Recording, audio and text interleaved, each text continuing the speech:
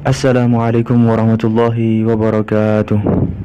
Bismillahirrahmanirrahim. Alhamdulillahirabbil alamin wassalatu wassalamu ala sayyidina Muhammadin wa ala alihi wa sahbihi wa barak wasallam ajmain. Amma ba'du. Alhamdulillah teman-teman, kita jumpa lagi untuk melanjutkan pelajaran kita kelas bahasa Arab ya, dalam belajar bahasa Arab dasar. Ya, pelajaran kemarin telah kita pelajari tentang bab kalam ya. Materi pertama adalah bab kalam, maksud dari kalam. Nah, insyaallah untuk saat ini kita akan masuk pada materi yang kedua, yaitu bab pembagian kalam. Langsung saja, pembagian kalam kemarin yang tersusun dari 4 hal kemarin itu dibagi menjadi 3. Yang pertama ada isim atau kata benda. Yang kedua ada fiil atau kata kerja, dan yang ketiga adalah huruf yang mempunyai makna. Jadi kemarin 4 hal kemarin ya, menjadi kalam itu tidak terlepas dari 3 hal ini ya. Ada kalanya terdiri dari isim atau dari fiil atau dari huruf ya. Tidak terlepas dari 3 hal ini ya. Pokoknya di dalam bahasa Arab bagian kalimat cuma 3 ini ya. Isim atau kata benda, ada fiil atau kata kerja, dan huruf yang mempunyai makna. Nah, marilah kita bahas satu persatu dari masing-masing pembagian tersebut. Yang pertama, bagaimana kita mengetahui isim? Nah, sebenarnya mudah, kita bisa mengetahui isim dengan tanda-tanda isim. Yaitu dengan ciri-ciri isim. Oh, ini bisa dikatakan isim, ini bisa dikatakan fiil. Itu dengan ciri-ciri. Masing-masing dari pembagian ini mempunyai ciri-ciri atau tanda-tanda isim ya. Tanda-tanda atau ciri-ciri bisa. Yang pertama, kita akan masuk pada tanda-tanda isim. Tanda-tanda isim yang kita di sini akan diantaranya ada 5. Kita akan sebutkan 5. Yang pertama, tanda isim yang pertama adalah atau kata benda. Kita bisa mengetahui itu kata benda kalau yang pertama dijerkan atau di kasroh, yaitu harokat terakhirnya kasroh. Contohnya minal baiti, taknya di kasroh. Kitabu Zaidin, Zaidinnya di kasroh, dalnya di kasroh. Sama saja walaupun kasroh tanpa tanwin atau dengan tanwin ya. Pokoknya di kasroh itu berarti isim ya. Itu berarti isim. Minal baiti di kasroh, kitabu Zaidin di kasroh berarti al-baiti itu berarti isim. Karena kenapa? Karena di kasroh. Zaidin berarti isim. Karena kenapa? Karena di belakangnya di kasroh ya. Itu yang pertama. Yang kedua, tanda isim yang kedua yaitu kemasukan tanwin. Contohnya mim masjidin ya. Pokoknya kalau kita mengetahui satu lafadz itu ditanwin, bisa ditanwin, itu berarti isim ya. Pastikan kalau ada lafadz atau kata yang ditanwin, pastikan itu adalah isim. Contohnya mim masjidin, jidin, tinnya ditanwin ya. Walaupun di sini misal contohnya tidak ada harokatnya, usahakan untuk mengharokati sendiri. Bagaimana caranya? Yaitu saya sudah ucapkan di penjelasan ini. Saya sudah membacanya, kamu bisa mengharokati sendiri. Mim masjidin atau min maktabatin, kitabun ya. Itu ada dhammah ten, kitabun. Ada juga ra'aitu zaidan. Nah, bisa kasroh ten, bisa dhammah ten, bisa fathah ten itu, atau tanwin yang kasroh atau tanwin yang dhammah atau tanwin yang fathah. Pokoknya kalau itu ya, pokoknya kalau ada di kalimat yang ditanwin atau lafaz yang ditanwin, itu berarti isim. Baik.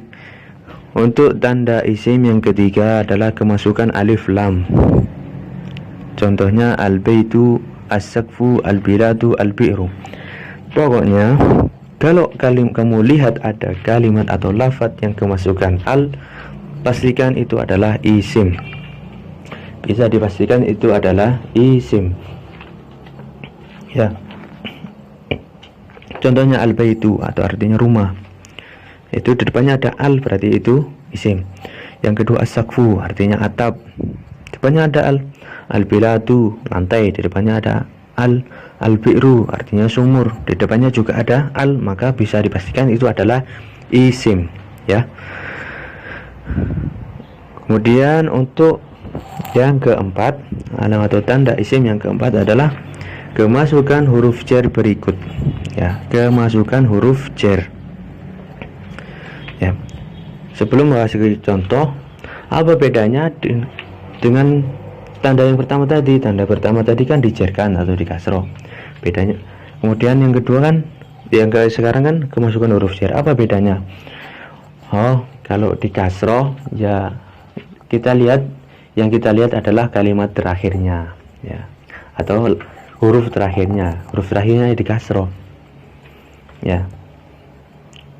Karena yang menyebabkan kasroh itu bukan huruf jar saja, bukan, tapi kita lihat huruf yang tanda pertama tadi, kita lihat huruf terakhirnya. Kalau dikasroh, ya berarti itu isim, ya.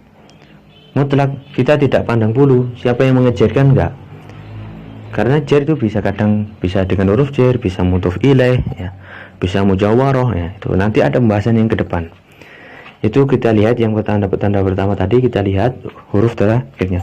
Tapi yang sekarang tanda isim yang sekarang kita lihat sebelum kalimat tersebut, ya. Sebelum kalimat tersebut ada huruf jar. Oh, berarti kalimat ini isim. Karena kenapa? Karena bisa kemasukan huruf jar. Sekarang kita lihat sebelum huruf ini, ya, sebelum kalimat ini, kalau ada tanda jar berarti itu bisa dipastikan isim, ya. Saya ulangi, kalau ada lafaz sebelum lafaz tersebut ada huruf jar, ya, pasti bisa dipastikan itu adalah isim. Kita nggak usah melihat huruf terakhirnya, kita lihat depannya untuk yang tanda ini. Kemudian huruf jar itu apa saja? Huruf jar yang pertama, ya, adalah min, artinya dari. Ya, ini tulisannya agak beda, ya, nggak tahu, agak sulit saya nulis bahasa Arab campur Indonesia. Pokoknya saya bacakan yang bahasa Arab dari kanan, nanti artinya dari kiri, pokoknya, ya. Kamu ikuti saja apa yang saya bacakan. Yang pertama adalah min. Kalau nggak ada, kamu harokati sendiri kalau nggak ada harokatnya, ya. Min artinya dari, ya. Yang kedua, huruf jar yang kedua adalah ila, artinya ke, ya. Min artinya dari, ila artinya ke. Kalau digabung, contohnya zahabtu minal baiti ilal madrasati. Aku pergi dari rumah ke sekolah, ya. Di situ al-bait, kita lihat al-baitunya. Al-baitu bisa kemasukan di depannya ada huruf jar, berarti bisa dipastikan al-bait termasuk isim. Kita lihat juga al-madrasah. Al-madrasah di situ di depannya ada huruf jar, yaitu huruf ila, berarti bisa dipastikan al-madrasah adalah isim, ya. Paham, ya? Kita lanjut ke contoh yang selanjutnya.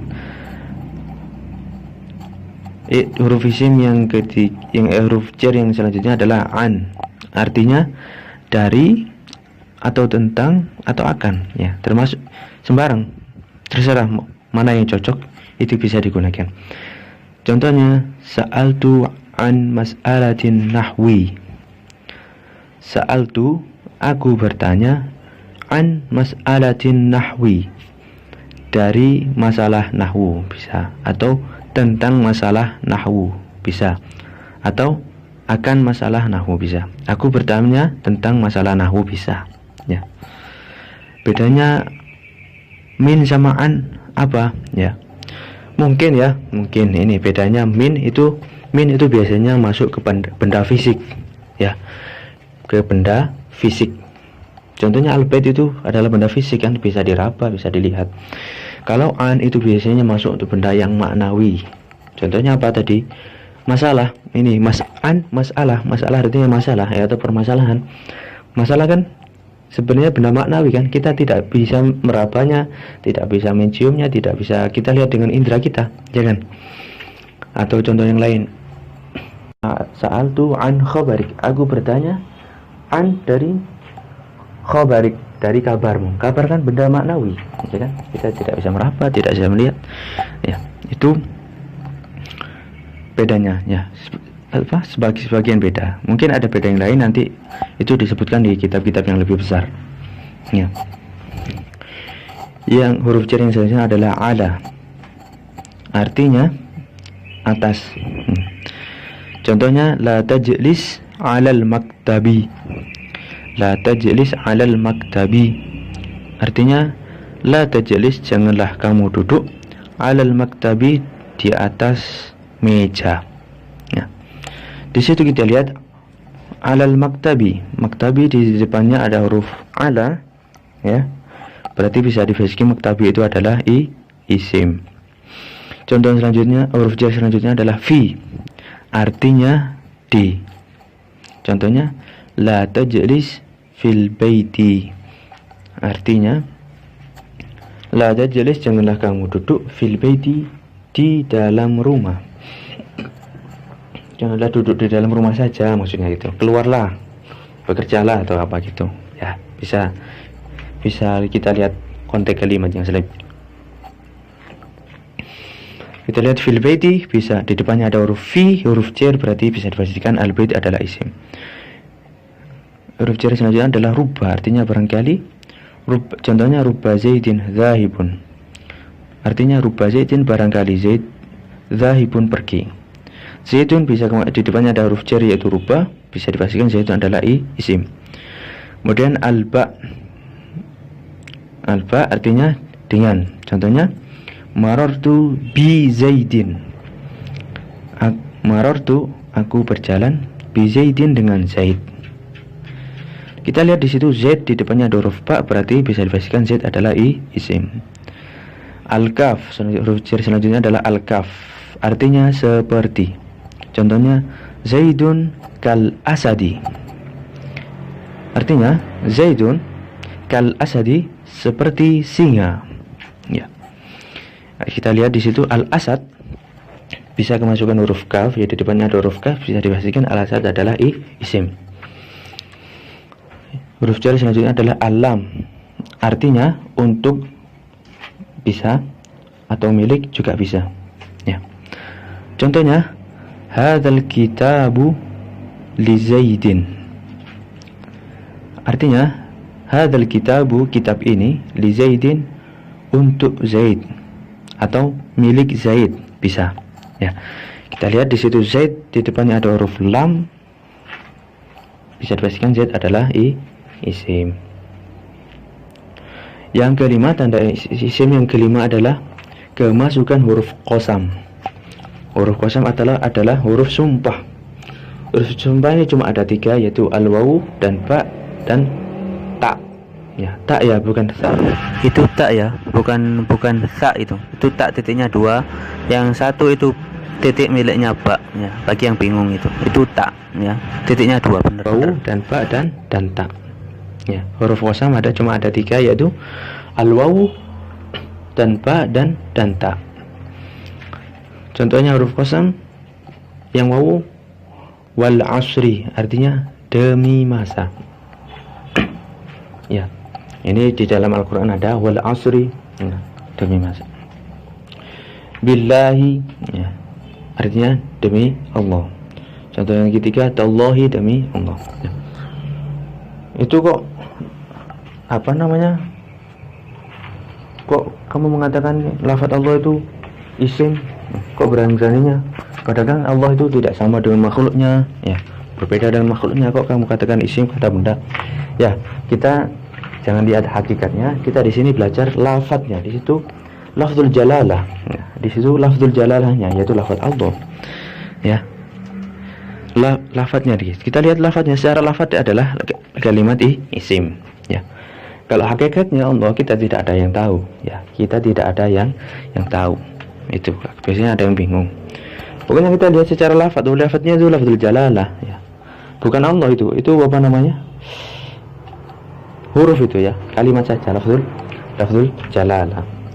Lafzul jalalah itu adalah lafaznya secara lafaz adalah isim.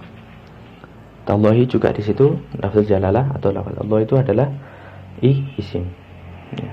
Ini kenapa kamu berani menyebutkan itu isim ya? Karena di kitab memang itu termasuk isim ya. Sama ulama sudah disebutkan isim. Saya ikut ulama, bukan pendapat saya maksudnya ya. Paham ya? Itu tanda-tanda isim ada 5. Kemudian kita masuk pada tanda-tanda fiil atau tanda-tanda kata kerja. Ternyata kata kerja juga mempunyai ciri-ciri.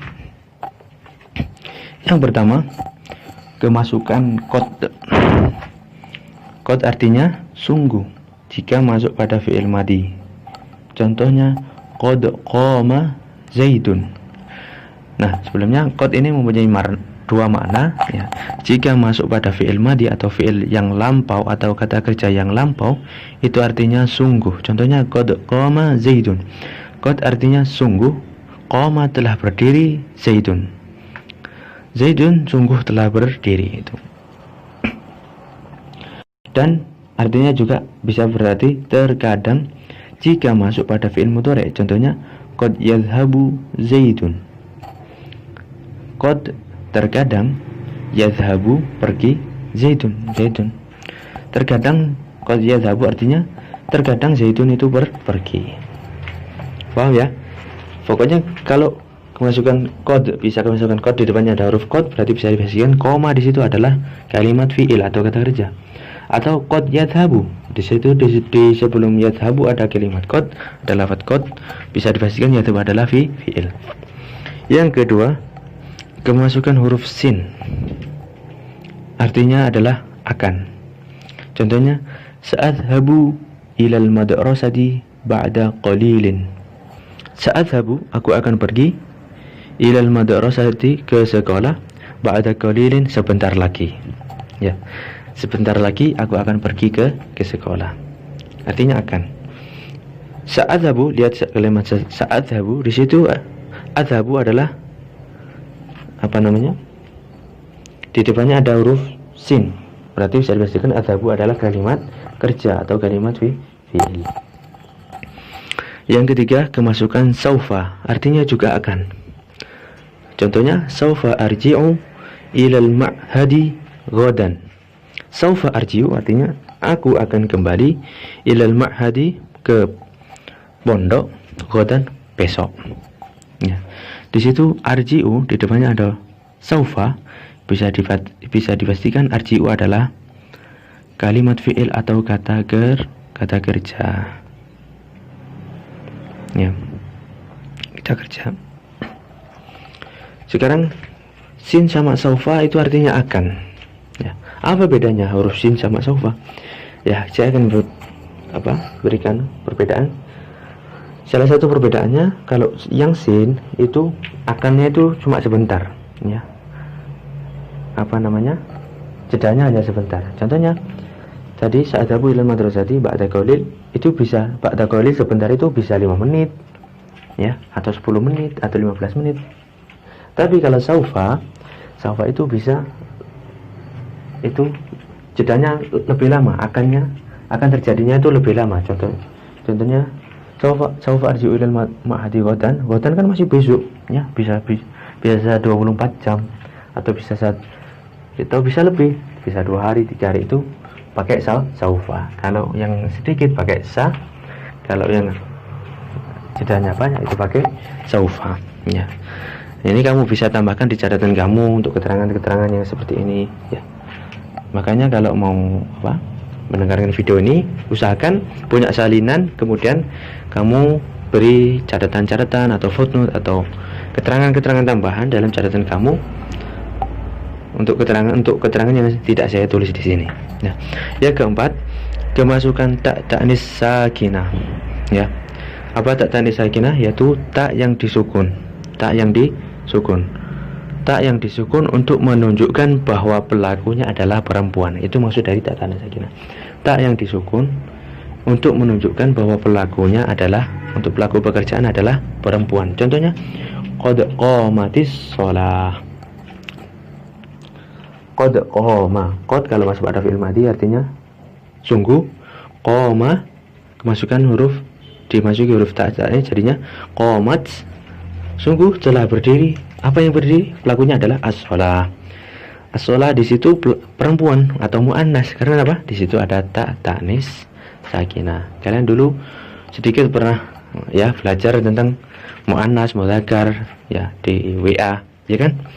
Ini kita lihat di situ adalah muannas karena apa? Di situ ada tak marbuthah. Makanya fiilnya harus dikasih tak ta'nis sakinah. Bisa dipastikan qoma adalah kata kerja karena bisa kemasukan huruf tak ta'nis sakinah, yaitu tak yang disukun jadinya qomats. Ya, itu tanda-tanda fiil. Sekarang kita masuk yang terakhir adalah tanda-tanda huruf. Tanda huruf adalah semua huruf yang tidak cocok jika digabungkan dengan tanda-tanda isim dan fiil. Jadi huruf-huruf itu apa? Pokoknya semua huruf yang tidak cocok jika digabungkan dengan tanda-tanda isim dan fiil. Ya. Pokoknya kalau kan tadi ada tanda isim, juga ada tanda fiil. Kalau tanda isim kita gabungkan dengan isim kan cocok. Kalau tanda fiil kita gabungkan dengan fiil kan cocok. Tapi kalau ada yang kalimat atau lafaz yang digabungkan dengan tanda-tanda isim sama tanda-tanda fiil, berarti dia bukan isim, bukan fiil, berarti dia huruf. Ya. Saya ulangi. Tadi kan ada. Pokoknya kalau ada tanda yang cocok digantikan dengan isim, berarti kalimat itu adalah isim. Ada kata yang cocok dengan disambungkan atau digandengkan dengan tanda fiil, berarti kalimat itu adalah fiil. Ada juga kalimat yang tidak cocok digabungkan dengan tanda isim dan tanda fiil tadi, berarti apa? Dia bukan isim, bukan fiil, tapi huruf. Contohnya huruf adalah hal, fi, dan lam. Hal, fi, lam. Hal artinya apakah, fi artinya di, lam artinya tidak. Keterangannya tidak cocok kalau huruf-huruf tersebut digabung dengan tanda isim atau tanda huruf. Ya, tidak cocok kalau huruf-huruf tersebut digabung dengan tanda isim atau tanda huruf. Contohnya bihal. Bi tadi kan tanda apa? Tanda isim, ya kan? Bi tadi, huruf ba tadi kan tanda isim. Coba kita gabungkan dengan hal. Cocok apa enggak? Bi artinya dengan, hal apakah? Dengan apakah? Tidak cocok. Secara ini menurut orang Arab tidak cocok. Mungkin kalau ada orang Indonesia yang nyeleneh dicocok-cocokkan dengan bahasa Indonesia. Buka ini ibrohnya atau ya ibrohnya atau ya barometernya itu pakai bahasa Arab, bukan pakai terjemah. Ya. Bihal. Minhal. Min adalah tadi tanda apa? Tanda isim. Coba kita gabungkan dengan hal. Cocok enggak? Minhal. Dari apakah? Tidak cocok. Fi tadi tanda apa? Tanda isim. Qad adalah tanda fiil. Coba kita gabungkan. Fi qad. Di sungguh atau di terkadang. Tidak cocok. Berarti ini bukan isim, bukan fiil, tapi huruf. Qad tadi tanda apa? Tanda fiil. Coba kita gabungkan dengan lam. Lam artinya tidak. Qad lam. Sungguh tidak. Tidak bisa karena qad hanya masuk pada fiil madhi atau fiil mudhari, tidak bisa masuk pada huruf. Ya, jadi itu adalah, selain itu adalah huruf. Demikian, kalau ada pertanyaan bisa ditanyakan. Nanti pada pelajaran selanjutnya insyaallah kita akan bahas tentang i'rab, ya. I'rab atau perubahan akhir kalimat. Ya, kenapa alhamdu dibaca dhammah? Kok dibaca du, alhamdu, kok tidak dibaca alhamda, kok tidak dibaca alhamdi, itu nanti ada bab i'rab namanya. Insyaallah taala. Wallahu a'lam bishawab. Wassallallahu ala sayyidina Muhammadin wa ala alihi wa sahbihi wa baraka wasallam. Walhamdulillahirabbil alamin. Assalamualaikum warahmatullahi wabarakatuh.